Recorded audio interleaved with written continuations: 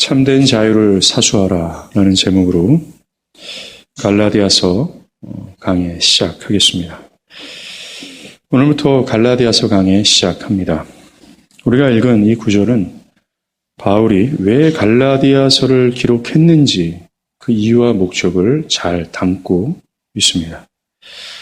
오늘 첫 시간으로서 이 구절을 가지고 교훈을 얻고자 합니다. 갈라디아서에는 크게 두 개의 산맥이 흘러갑니다. 첫 번째 큰 줄기는 두 가지의 주요한 쟁점들이 맞부딪히고 있습니다. 바로 인간이 자유하는 데 있어서 믿음으로 얻은 하나님의 은혜로 충분하느냐, 이것과 아니다, 믿음뿐만 아니라 믿음 위에 율법의 행위를 더해야만이 우리가 자유할 수 있다라는 이 두 가지 주요한 쟁점이 서로 맞부딪히고 있다라는 겁니다. 그뿐만 아니라 이 주요한 쟁점이 중에 어떤 것이 답이라는 것을 말씀합니다. 무엇입니까? 오직 믿음으로 말미암아 하나님께 의롭다 얻는 이 이신칭의만이 인간이 자유할 수 있는 길임을 갈라디아서는 말한다라는 거죠. 그리고 두 번째 큰 줄기가 흘러갑니다. 바로 교회 안에 가만히 들어오는 다른 복음, 이 거짓된 복음에 대한 어떤 단호하게 맞서는 이 바울의 모습입니다. 다른 서신서에 비해 여러분들이 갈라디아서를 읽으면 바울이 나는 이란 1인称 주어를 자주 사용하면서 자신의 의지와 주장을 아주 강력하게 어필하는 것을 읽게 됩니다. 그는 이 교회가 거짓된 복음으로 자유를 잃어버리는 것에 대해서 크게 걱정하며 거짓된 진리를 향해 일침을 가합니다. 그러면서 교회 안에 있는 참된 백성들에게 이 자유를 엿보고 자유를 잃어버리게 하는 거짓된 진리를 향해 일어나라. 이 진리 전쟁에 함께 참여하라고 독려한다라는 거죠. 우린 이 두 개의 산맥을 따라서 앞으로 도전을 받게 될 겁니다. 이제 들어가겠습니다. 스코틀랜드의 영웅 윌리엄 월러스의 독립투쟁을 그린 브레이브 하트라는 영화가 있습니다. 13세기 스코틀랜드는 잉글랜드의 왕의 폭정 아래 노예처럼 살아갑니다. 그때 윌리엄이 저항군의 지도자가 되어 잉글랜드에 맞섭니다. 여러 승전을 거듭하지만 스코틀랜드의 귀족들의 기득권 탐욕으로 인해 윌리엄은 체포되고 맙니다. 그리고 잉글랜드 국왕은 윌리엄에게 mercy, 자비를 베풀어 달라라고 말하면 네가 고통 없이 죽게 될 거다라고 간교한 유혹을 합니다. 그 관계는 스코틀랜드의 자주 독립을 부인하고 잉글랜드에 항복을 한다는 것과 마찬가지입니다. 배를 가르고 창자를 빼내면서 계속해서 mercy, 자비를 베풀어 달라고 말하라 라고 유혹합니다. 그러나 윌리엄은 그 고통 속에서 mercy라는 단 한마디의 외침도 하지 않습니다. 그것에 상하는 더 가혹한 고문이 가해지더라도 그는 굴하지 않습니다. 그러다 그가 죽기 전 한마디 외칩니다. Freedom! 우리에게 자유를! 잉글랜드의 속박에서 벗어나 스코틀랜드의 자주 독립을 향한 그 간절한 외침이 그 프리덤이라는 단어 안에 묻혀진 거죠. 그리고 그는 장렬히 전사합니다. 이 윌리엄 웰러스처럼 사람들 내면에는 자유를 향한 갈망이 있습니다. 왜냐하면 바울이 오늘 보면 8절에 말하는 것처럼 사람들은 여러 형태의 어떤 속박에서 노예로 살아가고 있기 때문에 그렇습니다. 역사적으로 노예들은 정복자에 의해 포로를 잡혀가서 그들의 의지와는 상관없이 그들을 섬겨야 되는 사람들을 의미했습니다.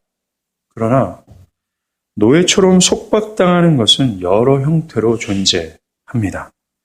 어떤 사람들은 파괴적인 습관에 속박당하여 마약과 술에 중독되어 고통을 당합니다. 어떤 이들은 파괴적인 관계에 속박되어 배우자나 부모의 학대를 받으며 고통스러운 삶을 살아갑니다. 어떤 이들은 희망이 보이지 않는 직업 속에서 불안의 속박에서 살아가고 또한 많은 사람들은 가난이라는 속박 가운데 살아가지요. 또한 이 나라의 99%는 상위 1%의 삶을 동경하는 노예로 살고 있습니다. 상위 1% 사람들이 누리는 먹을 것, 입는 것, 자동차, 집, 이 모든 것들을 나머지 사람들이 동경하며 산다라는 거죠. 여러분들 TV에서 얘기하는 모든 정치, 경제, 문화, 어떤 먹거리들 그 모두가 상위 1%들이 누리고 또 상위 1%들이 누리는 지역 안에 있습니다. 그 모든 것을 나머지 99%는 그걸 동경하며 노예처럼 살고 있다는 거예요. 그 외에 다양한 형태의 속박으로 사람들은 노예로 살아갑니다. 더 나아가 그리스도 안에 살지 않는 사람은 죄의 노예로 살아가고 있습니다. 모든 노예들은 공통된 꿈을 가지고 있습니다. 즉 여러 형태가 되어 살아가는 사람들 모두에겐 속박되어 살아가는 사람들에겐 꿈이 있다라는 거예요. 그것이 바로 윌리엄 월러스가 외친 프리덤, 자유하고자 한다라는 거예요. 지금도 취업을 준비하는 청년들은 가난이라는 속박에서 자유하고자 또한 미래의 불투명한 불안감에서 벗어나고자 눈물겨운 삶을 살고 있지 않습니까? 지금도 노량진 고시촌에는 한 평도 안 되는 공간에서 미래의 불안감의 속박에서 벗어나려고 정말 애를 쓰는 청년들로 질비합니다. 현대를 살아가는 사람들은 더 나은 삶의 질을 꿈꾸며 그 꿈의 속박 속에서 오늘도 굴욕감을 느끼는 직장에서 일을 하고 또 더 나은 삶을 살고자 하는 그 꿈에 매여 학생들은 진학을 위해 취업을 위해 공부하면서 자유하고자 죽을 힘을 다한다는 겁니다. 지금 이 사회는 다 이 윌리엄 윌버스처럼 다 그 속박에서 자유하고자 그 자유의 외침을 일하는 걸 통해 공부하는 걸 통해 어떠한 다양한 형태를 향해서 몸부림치며 외쳐가고 있는 거예요. 윌리엄 윌러스가 온갖 고문을 다 하면서도 그 자유를 열망했던 것처럼 대부분의 모든 사람들은 고통을 감수하면서 자유하고자 살아가고 있다는 거예요. 여러분들이 왜 이번 일주일 동안 그렇게 살이 빠지면서까지 그렇게 졸리운 눈을 부비면서까지 그렇게 열심히 산 이유가 뭡니까? 여러분 내면은 자유를 향한 외침이 있는 거예요.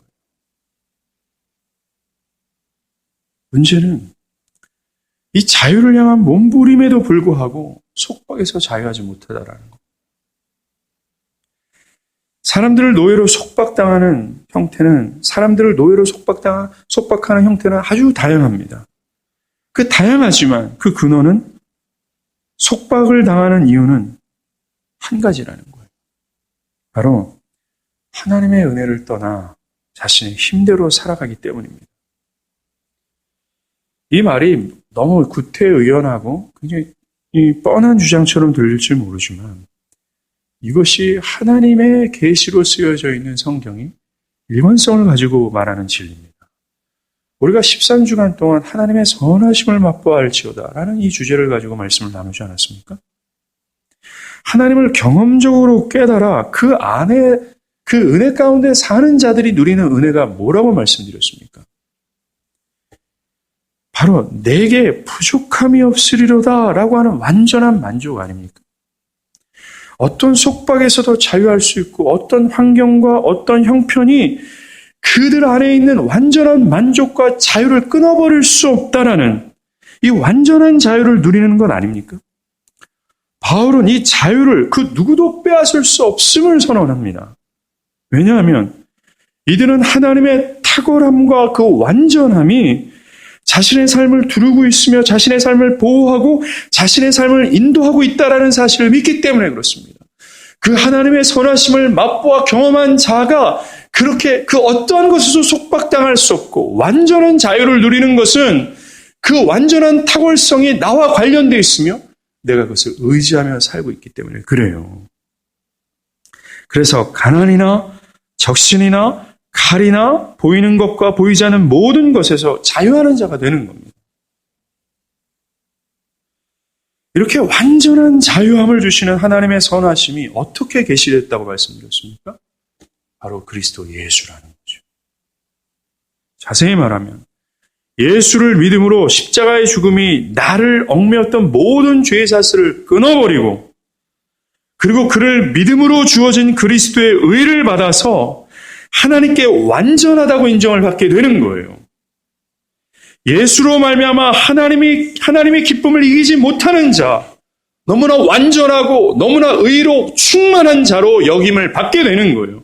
그것으로 말미암아 우리를 가로막고 있던 하나님과 우리를 가로막고 있던 모든 율법의 휘장이 찢어져서 우리가 하나님을 밝게 보고 하나님을 누리며 하나님을 경험하게 되는 거예요. 그것으로 말미암아 우리는 이 자유를 누리게 되는 거예요. 이 은혜가 바로 예수를 믿음으로 말미암아 주어지는 것이죠. 오직 100% 하나님의 은혜로 가능하다라는 겁니다. 이것이 참된 자유의 길이라는 거예요. 어떤 형태든지 노예의 속박에서 살아가고 있는 사람들이 자유할 수 있는 유일한 길은 오직 이것뿐이라는 겁니다. 그러나 이 하나님의 은혜를 떠나서 다른 원리로 살아가는 사람들에겐 이런 자유는 결코 없습니다. 아무리 용을 쓰고 써서 그런 속박에서 좀 자유해보고자 몸부림쳐도 이 완전한 자유는 상상할 수 없는 일이 되는 거예요. 왜냐하면 이들이 살아가는 원리는 바로 죄된 원리, 아담의 타락한 원리이기 때문에 그래요. 아담의 타락한 원리가 뭡니까? 내 힘과 내 노력으로 살아간다는 겁니다. 아담이 하나님의 은혜 안에 있을 때 이는 완전한 자유를 누리고 있었습니다. 충만한 자유를 누렸다는 거죠. 그러나 그가 죄의 유혹으로 내가 하나님처럼 될 거야 하며 자기를 주장하고 내 힘과 내 뜻으로 살아가고자 할 때에 한순간에 그 충만한 자유는 사라지게 됩니다. 잃어버리게 되는 거예요. 그 이후로 그는 비참한 속박 가운데 살아갈 수밖에 없었습니다. 이처럼 아담의 원리, 즉 내 힘으로 내 뜻으로 하는 것을 통해 인간은 결코 자유할 수 없고 반면 속박이 있을 수밖에 없는 거죠. 그러나 어리석은 사람들은 이 속박에서 자기의 어떤 힘과 뜻으로 자유하려고 합니다. 그러나 노력하면 노력할수록 더 깊은 늪에 빠지는 거예요. 제가 아까 상위 1%라고 얘기했지만 그들도 자유함이 없어요. 그들도 여전히 무언가 자유하기 위해서 더 노력하고 더 몸부림칠 뿐입니다. 그러나 그 몸부림은 더 깊은 속박의 늪으로 그들을 빠져들게 하는 거죠. 가난에서 벗어나고자 돈을 벌지만 결국 돈의 노예가 되지 않습니다. 스트레스에서 자유하고자 술을 마시지만 술의 노예가 되는 거예요. 좀 편안한 여가를 즐기기 위해서 우리는 스마트폰을 두들기고 있지만 결국 스마트폰의 노예가 됩니다. 사랑하는 여러분, 그 스마트폰의 노예가 되어 있음에도 불구하고 자신이 노예가 되어 있지 않다라고 우리는 얘기합니다. 너무나 어리석죠. 불투명한 미래가 주는 압박감에서 자유하고자 하지만 결국 성공과 더 좋은 직장, 더 좋은 학교의 노예가 되어버립니다. 인간이 자신의 힘과 뜻으로 자유를 얻으려고 하지만 그 수고는 물거품으로 돌아간다는 거예요. 이들에겐 절대적 만족이 있을 수 없습니다. 하나님의 은혜 안에 있는 바울이 얘기하는 걸 보십시오. 빌립보서 4장 10절과 13절입니다. 내가 주 안에서 기뻐함은 어떠한 형편에든지 나는 자족하기를 배웠나니 나는 비천에 처할 줄도 알고 풍부에 처할 줄도 알아 모든 일 곧 배부름과 배고픔과 풍부와 궁핍에도 처할 줄 아는 일체의 비결을 배웠노라. 내게 능력 주시는 자 안에서는 내가 모든 것을 할 수 있느니라 라고 얘기해요. 바울은 얘기해요. 내가 주 안에서 그 모든 형편에서도 자족하기를 배웠노라. 이 일체의 비결을 얘기하며 내게 능력 주시는 자 안에서는 배부름도 배고픔도 풍부도 궁핍에도 내가 모두에도 자유할 수 있다라는 선언을 하는 겁니다. 그러나 자신의 뜻과 힘으로 살아가고자 하는 사람들은 이 일체의 비결을 배울 수 없어요. 완전한 자유를 누리지 못한다는 겁니다. 이들은 소금이 왕창 들어간 물을 들이키면서 목마름을 해결하고자 하는 거죠. 마시면 마실수록 목마름은 더할 뿐이라는 겁니다. 또 놀라운 사실이 있습니다. 사람들은 한편으로는 자유하고자 하지만 한편으로는 다시 어떤 것에 속박당하기를 원한다는 거예요. 스마트폰의 노예가 되기를 바라고 술과 파괴적인 습관의 노예가 되기를 바랍니다. 돈과 명예의 노예가 되기를 바란다라는 거죠. 출애굽한 이스라엘 백성들을 한번 보십시오. 이들은 출애굽한 이후에 완전 자유자가 됐습니다. 그리고 하나님께서는 이들에게 가나안 땅을 허락하셨고 그것으로 인도하고 계시며 그들을 하나님의 철동같이 지키시고 공급하시고 조금의 어떤 부족함 없이 그들과 함께하고 계세요. 그런데 그들이 설정한 기준에서 조금만 배고프고 조금만 목말라도 뭐라고 얘기합니까? 야, 이런 것이 아예 우리가 애굽의 고깃가마 옆에서 죽는 것이 이보다 낫다. 애굽으로 돌아가자라고 얘기하는 거예요. 그들은 여전히 노예 근성을 버리지 못하는 거예요. 어떤 속박에서 살아가는 그것이 지금 자유를 누리는 것이 하나님의 은혜 가운데 자유를 누리는 것이 낫다라고 고백을 하는 겁니다. 술의 노예가 될 때 오는 쾌감과 평안이 있어요. 사람들이 나름대로 설정한 그 속박 가운데 들어올 때 평안함을 느낍니다. 더 좋은 어떤 학교, 더 좋은 미래를 꿈꾸고자 책상에서 막 앉아서 막 연락에 공부할 때 그 속박 속에서 그들은 안심을 누리는 거예요. 학생들은. 남들보다 더 많은 일을 해가면서 그 속박에서 벗어나려고 하는데요. 그 속박 속에 있을 때만이 그제서야 그들은 안정을 취하는 거예요. 이 모든 것이 노예 근성이 있기 때문에 그렇죠.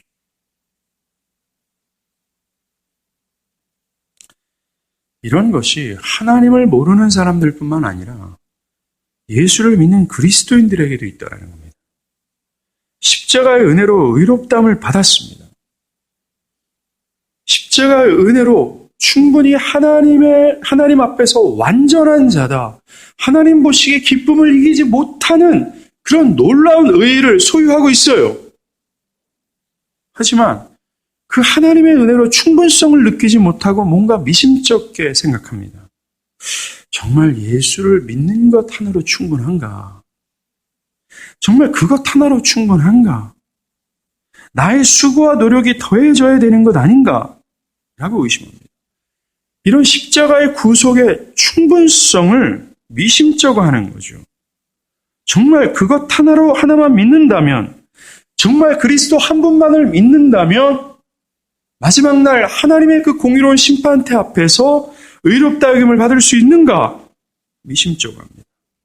그러다 보니 십자가 구속이 그 하나가 어마무시한 은혜로 와닿지 않는 거예요. 십자가의 은혜 하나로, 그 믿음 하나로만 내가 완전히 의롭다함을 받으며 영원토록 하나님 앞에서 기쁨을 이기지 못하는 그 은혜의 보장을 의심한 결과 십자가 하나로 말미암아 생긴 은혜에 어떻게 반응할 수 없는 겁니다.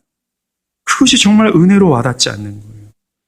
그 구원의 은혜 가운데 나타난 하나님의 은혜와 사랑이 충분하다는 사실에 전율하지 못하는 겁니다. 나 같은 죄인이 믿음으로 말미암아 충분히 의롭다함을 받았다는 이 사실에 놀라지 않는 거죠. 우리의 구원이 예수의 십자가를 믿는 믿음 하나로 충분하다는 사실에 전율하고 놀라지 않고 부족함을 느끼는 겁니다. 사랑하는 여러분께 도전합니다. 여러분은 십자가에서 그리스도께서 행하신 그 일을 믿는 것 하나만으로 내가 의롭다함을 받았다라는 이 사실에 어떻게 반응하고 있습니까? 이것이 참으로 놀랍고 경이롭게 다가갑니까? 이것이 나를 전율하게 합니까? 사랑하는 여러분, 교회에 오고 기독교 신앙에 들어왔을 때 우리를 전율하게 만들며 우리를 기뻐하게 만들며 우리를 충분하게 만들며 우리를 자유케 만드는 요소가 바로 이거라는 거예요. 여기에서 우리는 자유를 찾고 기쁨과 만족과 평안을 찾아야 되는 겁니다.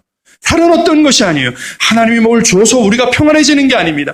하나님이 우리가 요구하는 어떤 것을 들어줬기 때문에 우리가 자유하는 것이 아니라는 거예요. 우리가 아직까지 교회 안에서 참된 이걸 통해서 자유를 얻지 못했다면 우린 그리스도의 구속에서 드러나는 이 비밀을 우리가 깨닫고 믿기를 바라며 교회를 다녀야 되는 거예요. 너무나 많은 사람들이 이 그리스도의 구속의 충분성을 온전히 깨닫지 못하고 이 구속의 충분성 앞에 전율하고 기뻐하지 못하는 겁니다. 너무나 그 신앙은 시들시들하고 생기가 사라져 없었어요. 뭔가 잠시 만족함이 있다고 하다도 쉽게 그 만족이 사라지고 맙니다. 너무나 신앙생활에 기복을 보입니다. 하나님께서 여전히 그 십자가 은혜 하나로 나를 충분히 의롭게 여기신다는 그 은혜를 기억하지 못하고 그들은 자신의 삶의 형태에 따라 자신의 감정의 어떤 기복에 따라 충분성을 느끼고 그렇지 못하는 거예요.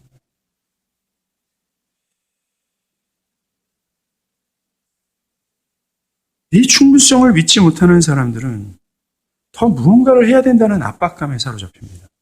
봉사를 해야 하고 헌상을 해야 되고 도덕적인 삶을 살아야 되고 선교를 해야 되고 전도를 하고 이런 기독교적 행위에 열심을 품고 그것으로 부족함을 채우려고 하는 겁니다. 제가 청년들을 만나면 그 청년들이 처음 저를 만나면 저는 그런 얘기를 해요. 저는 목사님 무슨 전공을 했는데 지금 이런 직장을 다니고 있어요. 되게 버젓한 직장을 다니고 있습니다. 그런데 저는 나중에는 이 전공을 살려서 하나님을 위해서 선교하는 사람이 될 거예요 라고 얘기해요. 저는 그 얘기를 합니다. 형제, 하나님의 형제를 부를 때까지 선교를 하는 것이 아닙니다. 선교는 아무나 하는 게 아니에요. 은연중에 그 청년 마음 안에는 내 전공을 가지고 무언가 하나님께 드려야 된다라는 압박감에 있다라는 거예요. 누가 그런 소리를 합니까? 십자가의 충분성을 느끼지 못하고 그런 것을 해야 충분성을 느끼는 겁니다. 교회 안에 어떤 사람들은 어떤 일을 하고 열심을 품는 일이 없으면 자신의 신앙이 시들해졌다라고 느끼는 거예요. 뭔가 분주하게 교회에서 설거지를 하고 분주하게 막 교회를 위해서 액티비티하게 막 뭔가 일을 하고 막 전도를 하고 막 너무나 바쁘고 분주하고 그래서 가정도 뒤로 하고 막 해요. 뭔가 자신이 충분하다고 느끼는 거예요. 근데 그렇지 않으면 시들함을 느낍니다. 복음을 듣고 자신 생활에 충실하기만 하는 것으로는 충분하지 못해요. 하나님의 진리를 배우고 진리를 맹렬하게 배운 다음에 그 다음에 일상의 삶에 돌아가 내 직장과 가정과 거기서 충성스럽게 살며 하나님을 영화롭게 하는 그것으로 만족하지 못하는 거예요. 뭔가 더 해야 된다라는 겁니다. 뭔가를 해야 만족하는 거예요. 이 사람들은 내가 무엇을 하지 않으면 불안하고 무엇을 해야 충만한 것처럼 느끼는 겁니다. 왜냐하면 이 사람은 십자가로 충분성을 느끼지 못하기 때문에 그렇죠. 사랑하는 여러분, 이런 사람들이 매우 열심히 있는 신앙인 것 같지만 아닙니다. 만약 이 사람의 십자가의 충분성을 누리지 못하고 이런 신앙적 행위에 열심만 품는다면 그에게 의의는 이 신앙적 행위가 되는 거죠. 이것을 자랑하게 되는 겁니다. 저는 지금 아무것도 하지 말라는 얘기가 아닙니다. 저는 그 어떤 것도 우리 구원에 더할 수 있는 것이 없고 예수를 믿는 믿음 하나로 충분하다라는 것을 말씀드리는 거예요. 내가 만약 자유자라면 그 자유를 주신 하나님의 은혜를 누려 살 겁니다. 또한 그 십자가 하나로 정말 나를 의롭다 여기시는 그 하나님을 정말 사랑하고 그 은혜에 겨워 하나님을 위해서 무엇인가를 하게 될 거예요. 그러나 그가 하는 무엇인가의 일은 그의 의의가 되지 않게 될 거라는 거죠. 또한 믿는 자들 중에서는 하나님의 선하심이 항상 자신을 비추고 있음에도 불구하고 조금 배고프고 조금 목마르면 좀 불편하면 다시 옛 노예 생활을 그리워하는 거예요. 하나님의 은혜의 충분성을 누리지 못하는 겁니다. 하나님께서 하실 거라는 그 믿음, 그 하나님의 섭리를 기대하며 현재를 충성스럽게 살아가지 못하고 다시 옛 노예의 근성, 내 힘과 내 노력으로 무엇인가를 해야 되고 내 지혜를 짜야 되고 내 지식으로 뭔가를 하려고 하는 그 옛 노예의 생활로 다시 한번 회귀하려고 하는 근성이 있다는 겁니다. 믿는 자들 안에서. 오늘 교회를 우리가 이전을 위해서 기도하지 않습니까? 그럼 교회 이전을 바라보면서 여러분들이 그 하나님의 놀라우신 섭리의 손길을 바라보고 있습니까? 하나님께서 하실 거라는 그 믿음. 아니면 반면 그거는 불안하니까 뭔가 더 어떤 내 노력과 내 지혜와 내 행함을 좀 가미해야지만이 뭔가 이게 이루어진다라는 어떤 노예 근성적인 생각을 하고 있습니다. 우리는 자꾸 하나님의 은혜가 주는 자유를 누리기보다는 인간의 노력과 힘을 내세우는 노예 속방을 자꾸 당하려고 한다라는 거죠. 오늘 본문에서 바울은 이런 자들을 향해서 말하는 겁니다. 9절에 어찌하여 돌아가서 다시 그들에게 종노릇하려 하느냐라고 얘기하는 거죠. 이것이 바울이 갈라디아서를 쓴 목적입니다. 이유입니다. 갈라디아 교인들은 그리스도 안에서 자유를 얻었지만 율법과 규례로 다시 돌아가라는 압박과 유혹을 받고 있는 거예요. 그 바울의 대적자들은 예수를 믿을 뿐만 아니라 할례를 받아야 되고 적절한 제2행사표를 지켜야 하는 등 율법을 지켜야 의롭다함을 여김을 받는다라고 주장하는 겁니다. 믿음 하나로 안 돼요. 믿음 외에 나의 어떤 노력과 수고와 율법을 지키는 어떤 행위가 더해져야만이 의롭다 여김을 받을 수 있다라고 가르친 겁니다. 다시 인간의 행위를 믿음에 추가해서 율법의 속박 아래 가두려고 하는 거예요. 우리가 말하지 않았습니까? 인간의 힘과 노력으로는 자유가 아니라 뭐예요? 속박이 온다는 거예요. 근데 이 대적자들은 다시 속박으로 갈라디아 사람들을 압박하고 유혹을 하는 겁니다. 불행하게도 이 갈라디아 사람들은 이 대적자의 말에 동의합니다. 물들었다라는 거예요. 1장에 보면 바울이 한탄하듯이 1장 6절에 이렇게 얘기합니다. 그리스도의 은혜로 너희를 부르신 이를 너희가 이같이 속히 떠나 다른 복음을 따르는 것을 내가 이상히 여기노라라고요. 갈라디아 교인들은 이 거짓된 복음에 유혹을 당했어요. 그래서 바울은 그들을 향해서 너무나 한탄하듯이 단호하게 말하는 겁니다. 너희가 왜 하나 자유를 주시는 하나님의 은혜를 떠나서 왜 다시 그 다른 복음을 따르느냐? 왜 다른 가르침을 따르느냐라고요. 우리가 죄에서 자유하기 위해 다른 것이 필요 없다라고 말합니다. 오직 믿음으로 얻는 그리스도의 의의 말로 말미암아 우린 자유할 수 있다라고 바울은 말하는 거예요. 갈라디아서는 이렇게 십자가의 충분성, 믿음의 충분성을 어필하는 책입니다. 그리스도의 은혜로 말미암아 완전한 자유가 보장됐다라는 거예요. 여러분들은 십자가의 충분성, 믿음의 충분성을 믿으십니까? 아까 말씀드리지 않았습니까?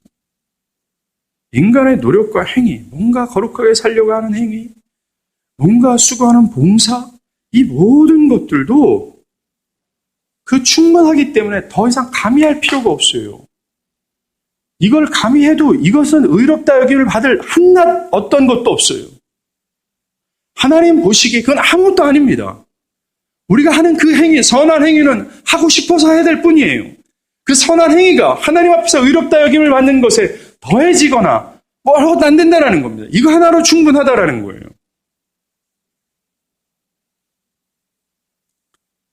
바울은 이 진리를 믿지 않는 사람들에게 어리석다라고 말합니다. 갈라디아 3장 1절. 어리석도다 갈라디아 사람들아. 예수 그리스도께서 십자가에 못 박히신 것이 내 눈앞에 훤히 보이거늘 십자가가 보이지 않느냐.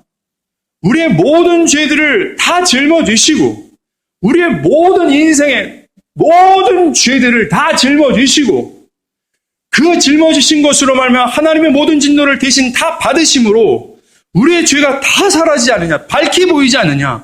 근데 왜 이 십자가의 충분성, 믿음의 충분성을 믿지 못하느냐라고 하는 거죠. 믿음 외에 할례를 받고 믿음의 율법의 행위를 더해야 된다는 이 대적자들은요, 십자가의 구속의 불충분하다라고 말하는 것과 마찬가지입니다. 믿음으로 그리스도의 의의를 받는 것으로는 불충분하다라는 거예요. 그래서 불충분하니 거기에 자꾸 뭔가를 더해야지만이 충분해진다라고 말하는 것과 마찬가지라는 거죠. 바울은 반대로 얘기하는 겁니다. 자유에 필요한 것은 예수의 의의로 충분하다. 사람이 여러 형태로 여러 가지 형태의 속박 가운데 살아가지 않습니까? 근데 그 속박의 이유가 단 한 가지라고 말씀드렸죠. 하나님의 은혜를 떠나 자신의 뜻과 의의로 사는 것. 그런 것처럼 사람들이 자유할 수 있는 길도 오직 하나뿐입니다. 예수를 믿음으로 말미암아 하나님께 의롭다함을 얻는 것밖에 없어요. 나 자신이 영혼의 생기를 잃어버리고 무엇인가 속박당하여 있다면 그것에 자유할 수 있는 길은 예수로 말미암아 얻은 그 의의를 다시 한번 묵상하는 길밖에 없습니다. 가난으로부터 자유하는 길, 미래의 막막한 불안에서 자유할 수 있는 길, 억압과 스트레스에서 자유할 수 있는 길이 오직 예수라는 거예요. 제가 이번 주에 저 형님을 만났습니다. 근데 저 형님이 만나기 전에 직장에서 나올 때 얼굴이 안 좋은 거예요. 자꾸 저를 만나서 한숨을 쉽니다. 왜 그래? 라고 물어보니까 나오기 전, 방금 전 사장님이 많은 직원들 앞에서, 저 형님이 좀 높은 사람인데 많은 부하 직원들 앞에서 그따위 일을 하려면 사패세요 라고 얘기했대요. 그러니까 마음이 너무 무너지는 거예요. 와가지고 나 열받아서 못 다니겠다 한탄을 합니다. 그 속박에서 자유하고자 하는 외침을 계속 저한테 말하는 거예요. 그럴 때 제가 얘기했어요. 형, 예수님을 생각해. 예수님을 생각해. 예수님이 고난을 통해서 우리에게 자유를 줬잖아. 힘을 내요. 저 형님이 뭐라고 그러는지 아십니까? 그런 소리 하나도 안 들린다. 지금 뭐 그런 소리 나한테 들리는 줄 아냐. 복음이 너무 무력한 거예요. 저 형님 앞에. 성경은 얘기합니다. 여러분들이 억압과 스트레스 가운데서 자유할 수 없고 속박 가운데 있어요. 미래의 막막한 불안, 또 가난으로부터 하던 속박 가운데 있습니다. 근데 여러분들에게 자유케 할 수 있는 이 십자가의 복음밖에는 없다라고 성경은 얘기하는 거예요. 십자가의 복음이 여러분들을 자유케 할 수 없다면 여러분들이 질문해 봐야 됩니다. 그 십자가의 은혜가 나를 자유케 할 수 없다면 내가 과연 십자가의 충분성과 믿음의 충분성을 믿고 있는가? 그 하나님의 은혜 가운데 내가 자유한 적이 있는가? 내가 진짜 예수를 믿는가? 그걸 돌아봐야 된다는 겁니다. 여러분들, 예수님께서 십자가에서 남긴 마지막 말이 있어요. 그 모든 고난을 다, 가혹한 고문을 다 받으신 이후에 그 마지막으로 남긴 말, 다 이루었다 라는 말씀입니다. 이 말 뜻이 뭡니까? 하나님께서 이 죄인들을 자유케 할 수 있는 길, 그 하나님께서 세우신 이 모든 계획을 그리스도께서 십자가에서 다 성취하셨다라는 거예요. 그래서 죄인들이 자유할 수 있는 그 완전한 길이 완전하게 열렸다라는 그 그리스도의 외침입니다. 다 이루었다라는 말이에요. 너희가 자유할 수 있는 그 길이 열렸다라는 말입니다. 우리는 그 하나님의 그리스도께서 십자가에서 성취하신 그것을 믿음으로 받는 겁니다. 그래서 그분이 위에서 다 이루었다, 자유의 길이 이제 열렸다라는 걸 받음으로 우리는 그리스도와 연합하여 뭐라고 외쳐야 되는 거예요? 프리덤, 자유라고 외쳐야 되는 거예요.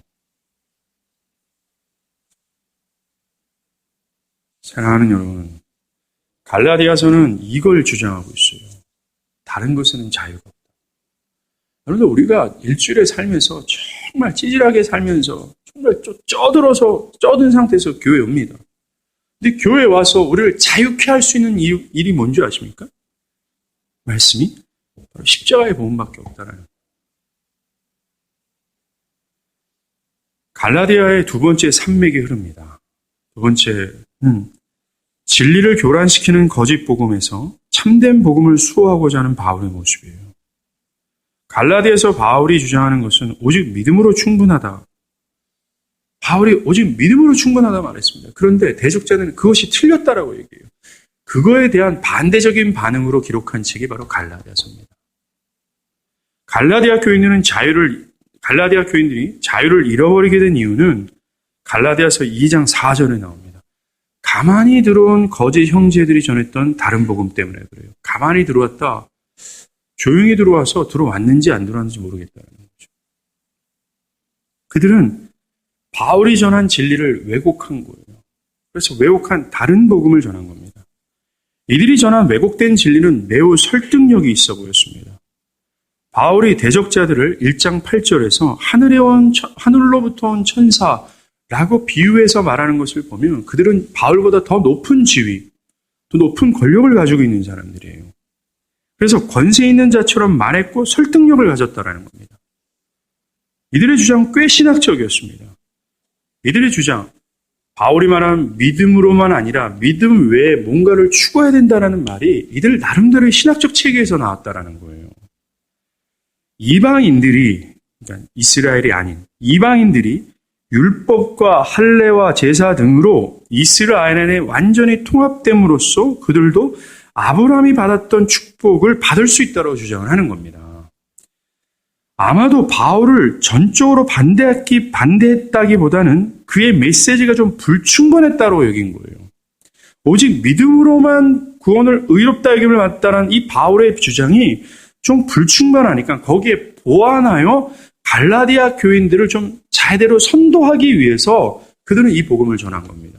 그래서 이들은 자신들이 전한 이 거짓 복음에 대한 확신이 있었고 또 그들의 어떤 위치가 있었어요. 권세 있고 또 권위가 있었습니다.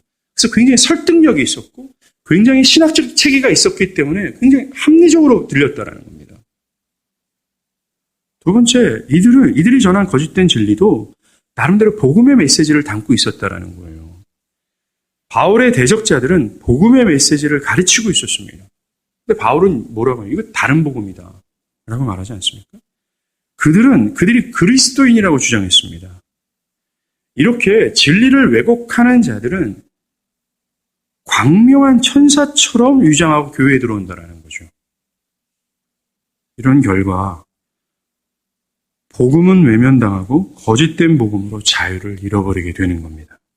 그러나 바울은 이들에 대해서 굉장히 냉정하고 단호한 태도를 가졌습니다.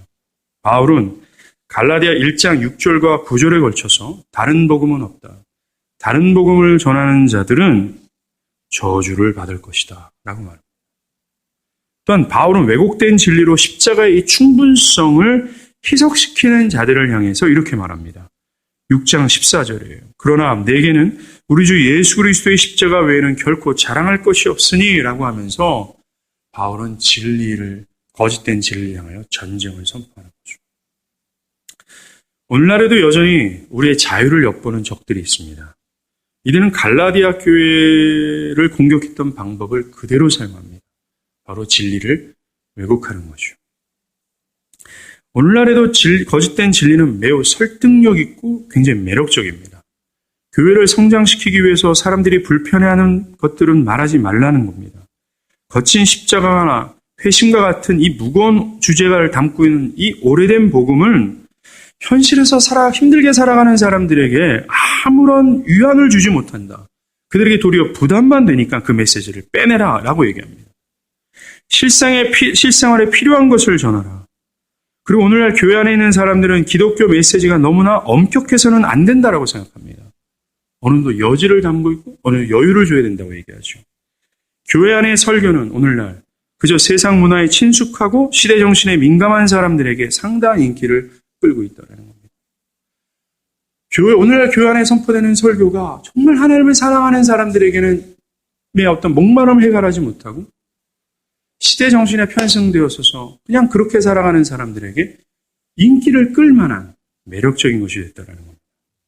지금의 시절을 보십시오. 교회 안에 있는 사람들마저 이 십자가의 은혜를 목말라 하지 않습니다. 구원, 회심, 중생에 대해서 고민하는 사람들이 없습니다. 자신의 죄의 문제로 근심하며 울부짖는 사람들이 없다라는 거예요. 또한 십자가의 은혜로 전율하지 않고 있습니다. 또한 십자가의 은혜에 참으로 기뻐하지도 못합니다. 이렇게 기독교 진리의 핵심이 되는 이 십자가가 오늘날 사라졌다는 거예요. 십자가로 자유하고자 하는 열망함도 없다라는 겁니다. 이 모든 이유는 그때처럼 지금도 이 왜곡된 진리가 이미 교회 안에 들어왔기 때문에 그렇죠. 심지어 참된 진리를 말하면 굉장히 희귀한 말씀처럼 들릴 정도로 참된 진리가 오늘날 교회에서 사라져 있다는 겁니다.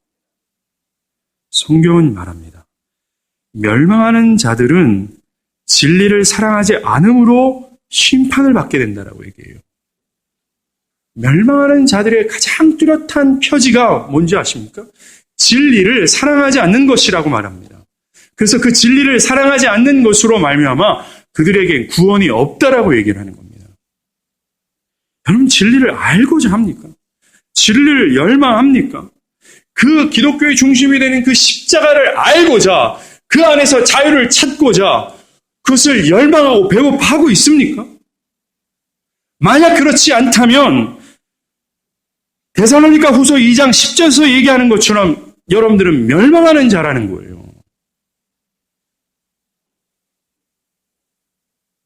여러분들은 왜 진리를 알고자 하지 않습니까? 또한 요한복음 8장 32절에서 진리를 알지니 진리가 너희를 자유케 한다라고 말합니다. 죄의 속박에 있는 사람들이 자유할 수 있는 이 길이 이 진리라고 얘기해요. 그런데 이 진리가 왜곡됐다면 이 자유가 어떻게 되겠습니까? 자유를 잃어버릴 수밖에 없어요. 자유를 잃어버린다는 게 그래서 감정적인 것이 아니라 생명을 잃어버린다는 거예요. 이러한 이유로 우리는 갈라디아에서 말하는 진리를 위한 전쟁을 치러야 됩니다. 우리가 왜 진리를 위해서 싸워야 되는 줄 아십니까? 진리가 공격받고 있기 때문에 그래요. 죄가 세상에 들어온 이후부터 지금까지 주구장창 이 진리는 공격을 당했습니다. 그러나 오늘날 대부분의 그리스도인들은 진리를 위해 단호한 입장을 취하지 않습니다. 매우 모호한 자세를 취하죠. 혹시 여러분은 그렇지 않습니까? 진리 그렇게 하십니까? 그냥 좋은 거 아닙니까? 교회에서 말하면 다 좋은 거 아니에요? 굳이 그런 어떤 전투적인 자세를 취해야 됩니까? 아무리 잘해봐야 다른 사람들 기분을 상하게 하는 결론밖에 안 나는 거예요. 살살 하십시오. 라는 어떤 모호한 자세를 취하는 건 아닙니다. 뿐만 아니라 교회가 거짓을 말하는지 참된 진리를 말하는지 분별할 수 있는 능력조차 없을 정도로 오늘날 기독교인들은 이 전쟁에 참여하는 모호한 자세를 취하고 있다는 겁니다. 우리는 어떤 희생을 치르서라도 이 진리를 사수하고자 하는 노력이 필요합니다. 교회 역사를 보면 대부분 피를 흘렸던 사람들은 이 진리를 사수하다가 장렬히 죽음을 당한 겁니다. 진리 전쟁을 위해 우리에게 필요한 자세가 있습니다. 첫 번째가 이 왜곡된 진리로 말미암아 자유를 잃어버리는 교회를 걱정해야 된다는 거예요. 이게 바울이었다라는 겁니다. 바울은 진리를 잃어버리고 자유를 잃어버리는 이 갈라디아 교회를 향해서 수없이 걱정했어요. 그가 그렇게 걱정했던 동인이 바로 복음에 대한 열정 때문이었습니다. 이 복음이 정말 생명이고 이거 정말 참된 진리인데 이걸 없으면 저 사람들 죽는데 하는 이 복음에 대한 가치, 이 가치에 대한 열망이 있다 보니까 이 복음을 잃어버리는 교회를 향해서 걱정할 수밖에 없는 거예요. 현재 내가 살아가고 있는 이 조국 교회를 향한 걱정을 여러분들이 하셔야 된다는 거예요. 제가 이 말씀을 준비하면서 저를 좀 돌아봤습니다. 저도 이 복음이 처음 저 영혼을 막 흔들어댈 때 이 조국교회를 향한 정말 미국에서도 조국교회를 향한 이 안타까움이 굉장히 더 많았어요. 걱정하는 마음이 있었다라는 겁니다. 이 복음이 정말 생명인데 근데 어느 순간 서서히 내 마음에 이 전투적인 이 마음이 줄어드는 것을 발견하게 됐어요. 그래서 저는 이 갈라디아서를 통해서 제 마음에 다시 한번 이 전투적인 자세가 다시 한번 올라오기를 기대하고 있는 겁니다. 너무 걱정하지는 마십시오. 제가 이렇게 모호한 자세를 취하는 건 아닙니다. 두 번째로 우리가 싸워야 될 이유를 확실하게 기억해야 된다는 거예요. 우리는 그저 상대방을 제압하고 논쟁에서 이기기 위해서 이 전쟁에 참여하는 게 아닙니다. 논쟁에서 이겨서 뭔가 어떤 기쁨을 취하고자 이 전쟁에 참여하는 것이 아니에요. 우리가 이 전쟁에 참여하는 이유는 십자가에서 그리스도께서 흘리신 그 피가 헛되지 않게 하기 위하여 이 진리 전쟁을 벌이는 겁니다. 오늘날 사실 이 그리스도의 귀하신 십자가의 구속의 은혜가 얼마나 헛되이 취급받고 있습니까? 얼마나 교회에서 저 구속에 처박혀 있어요. 모든 사람들이 거기에 흥분하지도 않고 열렬한 마음도 없습니다. 그저 그냥 귀에 익숙한 그거밖에 안 됩니다. 그래서 우리가 전쟁에 참여하는 그 이유는 그 흘리신 피가 헛되지 않기 위해서 우리는 싸우는 겁니다. 결론을 맺습니다. 여러분은 십자가의 구속의 충분성을 믿으십니까? 예수께서 십자가에서 행하신 그 일로 나의 모든 죄가 사라졌으며 믿음으로 얻은 의로 내가 하나님께 충분히 의롭다 여김을 받았다라는 걸 여러분들 믿으십니까? 믿음 하나로 충분하다라는 것을 믿습니까? 다른 어떤 행위나 노력이 더 첨가할 필요가 없다라는 것을 믿으십니까? 그것을 충분하다고 믿으십니까? 만약에 믿으신다면 이 진리 전쟁에 참여하십시오. 그리고 주님의 죽으심이 헛되지 않기 위하여 싸우십시오. 우리가 갈라디아서를 나누는 동안 저와 여러분 마음 안에 이 바울의 심장이 서려지기를 바랍니다. 그래서 복음에 대한 강렬한 마음과 진리 전쟁을 향한 치열한 마음이 올라오기를 바랍니다. 기도하겠습니다.